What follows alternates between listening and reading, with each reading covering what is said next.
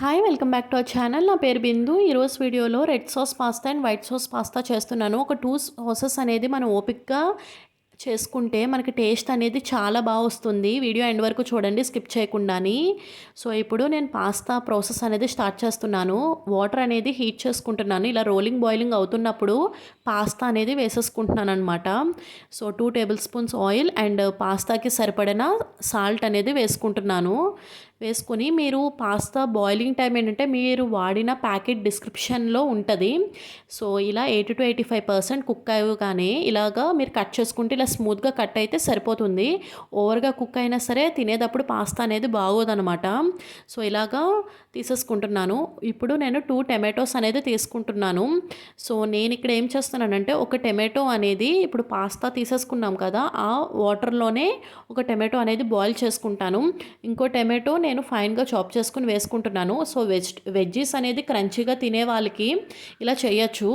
లేదు మాకు వెజ్జెస్ అనేది క్రంచీగా ఉండకూడదు అన్నప్పుడు 2 టమాటోస్ని కూడా బాయిల్ చేసేసుకోవచ్చు.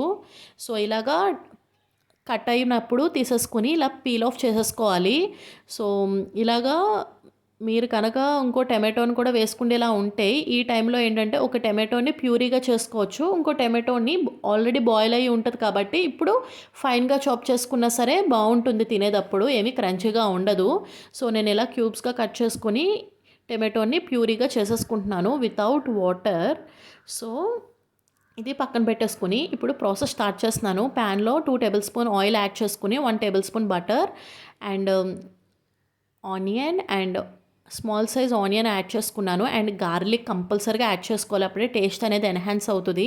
ఫైన్గా చాప్ చేసుకున్న గార్లిక్ యాడ్ చేసుకుని ఇప్పుడు వెజ్జెస్ అన్నీ కూడా యాడ్ చేసేసుకుంటున్నాను. గ్రేట్ చేసుకున్న carrot and capsicum and boil చేసుకున్న స్వీట్ కార్న్ యాడ్ చేసుకున్నాను. మీరు కావాలితే ఫ్రోజన్ స్వీట్ కార్న్ అన్నా సరే యాడ్ చేసుకోవచ్చు. ఇప్పుడు టమాటో ప్యూరీ అండ్ నేను ఫైన్గా చాప్ చేసుకున్న టమాటో పీసెస్ని కూడా యాడ్ చేసేసుకున్నాను.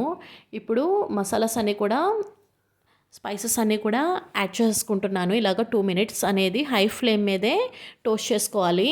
సో ఇప్పుడు నేను 1 spoon chilli flakes and 1 spoon pepper powder and దీనికి మస్ట్ అండ్ షుడ్గా garlic and seasoning mixed herbs ఈ 2 మాత్రం కంపల్సరీగా ఉండాలి. ఇదే మెయిన్ టేస్ట్ అనమాట ఈ పాస్తాకి రెసిపీకి. సో మిక్స్డ్ హర్బ్స్ కూడా కొంచెం యాడ్ చేసుకున్నాను. అండ్ ఇందాక పక్కన పెట్టుకున్న ప్యూరీ ఉంది కదా, టమాటో ప్యూరీ, అందులో కొంచెం వాటర్ యాడ్ చేసుకొని వాటర్ కూడా యాడ్ చేసుకున్నాను ఇందులోకి. సో ఇప్పుడు హై ఫ్లేమ్ మీద 2 మినిట్స్ అనేది ఇలాగా వదిలేయాలి. అండ్ కొంచెం సాల్ట్ యాడ్ చేసుకొని పక్కన పెట్టుకున్న పాస్తా కూడా యాడ్ చేసుకున్నాను. సో సాల్ట్ అనేది అడ్జస్ట్ చేసుకోండి, ఎందుకంటే మీరు సీజనింగ్లో ఉంటుంది అండ్ బటర్లో ఉంటుంది, మనం ఆల్రెడీ పాస్తాలో కూడా యాడ్ చేస్తాం కాబట్టి ఈ ప్లేస్లో మీరు గ్రేట్ చేసుకున్న చీజ్ కూడా వేసుకోవచ్చు, లేదంటే గ్రేటెడ్ చీజ్ అన్నాక సరే మోజరెల్లా చీజ్ కూడా వేసుకోవచ్చు.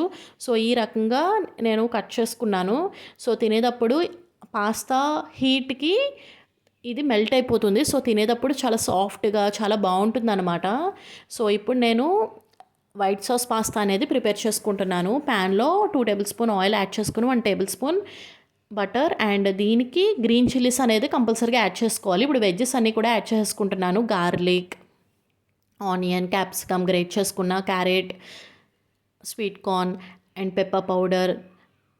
ఇందులోకి నేను ఆర్గానో కూడా యాడ్ చేస్తున్నాను వైట్ సాస్ పాస్తాలోకి. Chilli flakes and mixed herb seasoning కూడా యాడ్ చేసుకుని ఇప్పుడు హై ఫ్లేమ్ మీద ఒక 2 మినిట్స్ అనేది ఇలా మిక్స్ చేసుకుంటున్నాను.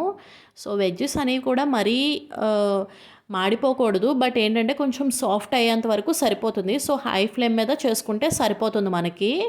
అండ్ ఇప్పుడు అది పక్కన పెట్టేసుకొని ఇంకొక ప్యాన్లో 1 table spoon of oil add చేసుకొని అండ్ బటర్ కూడా యాడ్ చేసుకొని బటర్ మెల్ట్ అవుతున్నప్పుడే నేను 2 టేబుల్ స్పూన్ మైదా అనేది కూడా యాడ్ చేసుకున్నాను.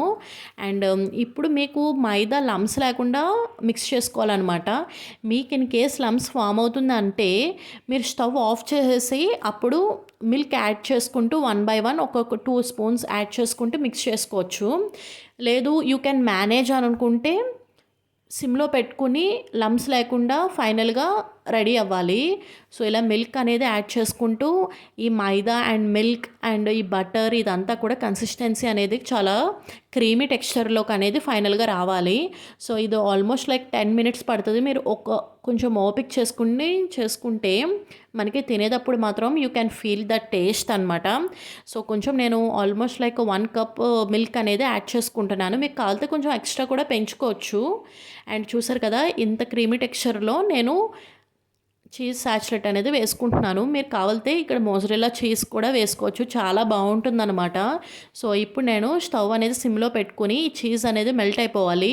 వన్స్ ఇది మెల్ట్ అయిపోయిన తర్వాతే పక్కన పెట్టుకున్న వెజ్జెస్ అనేది కూడా యాడ్ చేసుకోవాలి. ఈ టైంలోనే మీరు చిల్లీ ఫ్లేక్స్ కానీ, ఐ మీన్ ఆర్గానో కానీ అండ్ పెప్పర్ పౌడర్ కానీ వేసుకోవచ్చు. In case if you want extra spicy means. లేదు అనుకుంటే ఇలా వెజ్జెస్‌లో వేసుకున్నది సరిపోతుంది. సో, ఇలా వేసేసుకుని కానీ ఈ క్రీమీ టెక్స్చర్ మాత్రం కొంచెం హార్డ్‌గా మాత్రం ఉండకూడదు. ఎందుకంటే వెజ్జెస్ అనేది మిక్స్ అవ్వాలి కదా! సో, ఇందులోకి అండ్ దీని తర్వాత పాస్తా కూడా యాడ్ చేస్తాము.